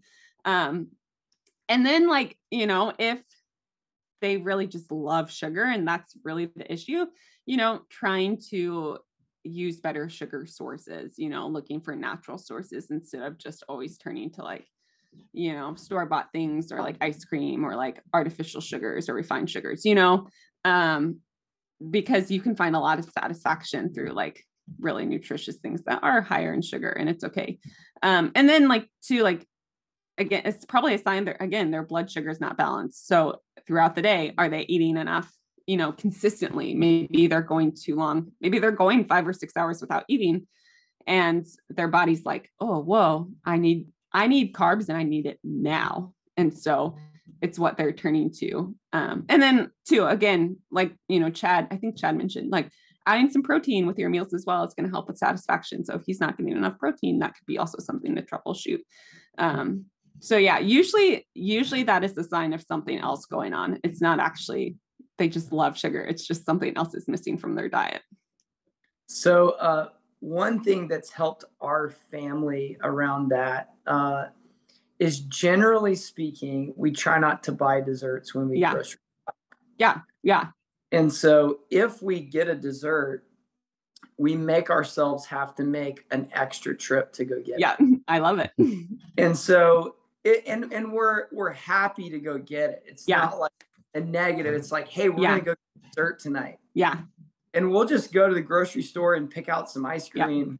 Yep. And that would be a specific event and thing that we do that's really fun, but we're not buying, a ton of ice cream every week when we go to the grocery store. Yeah. If it's in your house, someone's going to eat it. Like, that's the truth of the matter. So knowing your weaknesses and like, Rusty and I are pretty big on that too, where it's like, oh, let's go out and get dessert, or I have to make it from scratch, which is more fun and better, usually way better for us because it's not so much. I love the idea with the desserts and the sweet tooth that you're analyzing, hey, am I craving this because I didn't eat enough pasta tonight? Yeah. Yep. Maybe I need to have an extra small serving. Yeah. Or have some wheat bread with Kerrygold butter. Yep. And that will curb some of that. Yeah. That desire for sweet tooth. Yeah. 100%. Yeah. I think it's easy. Like that's even something for me where I'm like, oh, I really want dessert tonight. So I'm like, oh, I'm not going to eat as much at dinner. And it's like, no, I just need to fuel up. And then if I'm still hungry and want dessert, great. But usually then too, like if it is that mindset, you're like, oh, I'm still hungry. So I need to eat more. So I eat more. And then like when you have dessert, you're not going to like binge on it. You're just going to have one serving and feel like good. And your body's going to be like, oh, great. That was enjoyable. But now I don't feel like I need to eat more.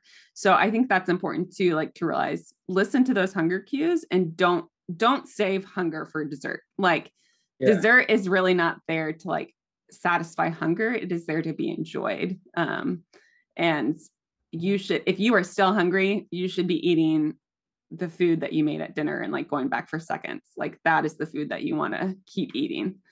So what about this as my go-to? And you're free to slam me if this is not a good habit. So I'll eat dinner, and if I'm still hungry, I usually go to cereal, like Cheerios, and put some blueberries in it, or I try not to make it like a sugary cereal, like more, or like a bran cereal. Or like how do you feel about that? I think that's great. Yeah. If you're still hungry and wanting more, and like, that's awesome. Cause it's simple, again, simple carbohydrates and some protein, like, all for it. Sweet. And like bedtime snacks, all for bedtime snacks. Almost all of our athletes should be eating bedtime snacks. So don't be afraid of that. So I'll have a couple comments there, and I'll circle back to the bedtime snacks. So for me, I have a tremendous sweet tooth, and I do find, like we were talking about with the workout fueling, that there is a time and place for simple sugars. And I like to utilize that for like eating cookies, eating stuff that I would crave otherwise. And to me, that then satisfies that kind of just like, it's on my mind. It's something that I want to eat. Yeah. And then I get that done. I think behaviorally, I think we have these setups where it's like you have dinner in the evening after you've had your meal, right? And it's like, you don't have to subscribe to that. And that's probably not nutritionally the best way to do that, right? Yeah. So I think using it in just the proper time is super helpful for me. And then to come back to the bedtime snack, because I think we were talking before we started the conversation about just like different diet trends. It's really hard when there's so much information. I think one of the things with nutrition, it's hard, is there's so much information out there coming at you, and we like maybe get thrown off by it, right? So intermittent fasting, right? Like they would maybe say, don't eat a bedtime snack. What's the balance of that? What's your take on intermittent fasting? Again, intermittent fasting was created for disease. Like it was, I think it's like used primarily around like diabetes. I'm not 100% sure on that, but it was not created for like, it was created for specific health reasons. It was not created for the general, human, or really created for the athlete. It was never intended for that use. We've adapted it though, because it's also used for like obesity and things like that. We've adapted it now for athletes to lean up or get super fit and trim. And it's not a performance-based diet. It's a aesthetic diet. Great. But for most people, unless again, you're seriously overweight or you have some other underlying health conditions, it's not meant for you. It's not going to work well for performance reasons. And again, it has some health benefits if you need it, but for most athletes, that's not the case. Like, for most athletes, it does more harm than good, especially endurance athletes. Now, maybe bodybuilders or someone who's doing short bursts of energy and not expending the calories like we are over periods of times, it could be helpful. But for most of us, we don't need to intermittent fast, and it can wreak havoc on hormones. For endurance athletes, it can just really put you in a really negative spot hormonally, which is not great. Interesting. Should there be breaks in our eating? Like, is that something that should be a concern? Like, not just kind of snacking all day? Of course. Yeah. You want to feel satisfied. You should feel like, oh my gosh, I ate a meal and I feel good and satiated my hunger. Because if you're snacking all day, usually that means you're not eating enough at once. And then that can cause you to overeat, which is not the goal. We're trying to fuel our bodies adequately, not under or not over. But also like, just, like when you sleep 8 to 10 hours a night, that's a fast. Like that is a fast from eating, and that's healthy and beneficial. But that does not mean you need to extend that per se. So like, yes, fasting can be helpful in that sense. Like, okay, we're stopping to eat. I'm going to bed. I'm going to wake up. I'm going to eat breakfast, breaking my fast. But we don't need to create an extended fast in any way. And like, again, for most athletes, we need to be probably eating every like 2 or 3 hours or 3 to 4 hours, depending on who you are. And again, breaks and eating because you're satisfied, but not because you're restricting. That's great. Yeah, I think it's I like the theme of this, of identifying what is for you and what's not for you, right? Because I think we have such or at least I know I've experienced this, where you get hit with a bunch of information, someone says something in a very convincing way, and you're like, oh, I need to change what I'm doing. I need to now I can't eat for a couple hours after I wake up. Like, how am I going to orient this with my whole schedule? And it's like, just I think that's a great bit of advice there. Yes. Yeah. And that's, I've worked with doctors who are like, oh, this is so helpful for me to think this way, because I've worked with these demographics and I know nutrition for these people, but realizing, oh, I'm not them. I'm not this person. So I don't need to be applying this to myself because I don't have these issues. So yeah, super helpful.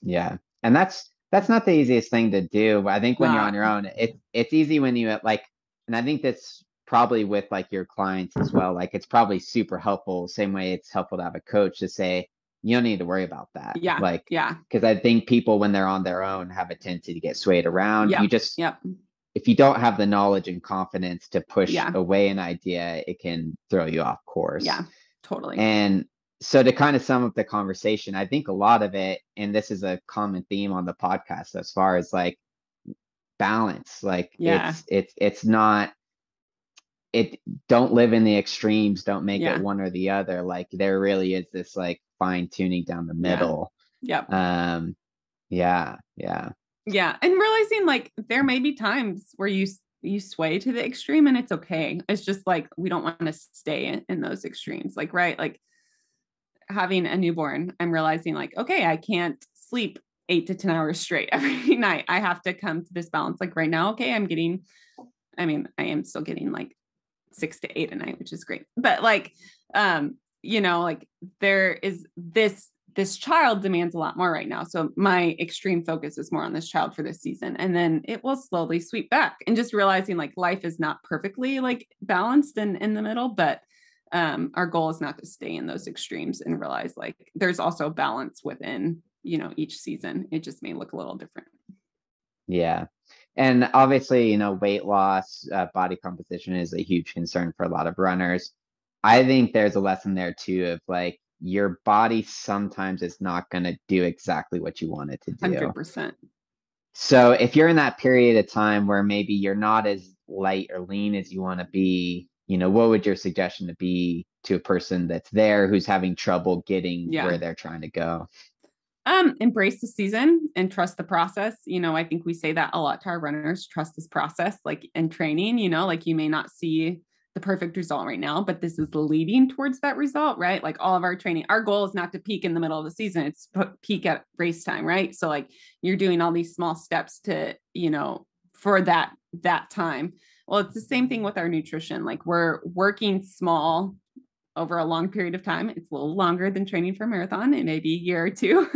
And that's the goal. And so just remember, like in this season, embrace it. Like right now, I'm a new mom. My goal is not to be the leanest I've ever been, because I'm supporting a child right now. Like that is my primary focus. And if I try to rush that process, it could be detrimental to me and to my child.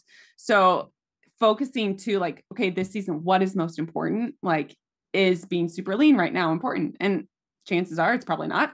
And like what you have to sacrifice to get there. So like thinking again of the whole picture and realizing like what is most important in this season, and what are small steps I can take to help get me to where I want to go, but don't overwhelm me and make me lose other priorities that are super important to me as well. Does that make sense? Yeah, absolutely. Yeah, I think that's great. Yeah. So in terms of like, are there what are some like kind of mantras or mental cues or things that we can do to kind of like it? Because I know for myself, it's like, it's great in the middle of the conversation to like have all this good information. But then when you actually get out there on your own and you're kind of battling with your own journey, are there any like sort of like mental cues or mantras that you could suggest? Yeah. One I always like to say is there's grace. There's lots of grace.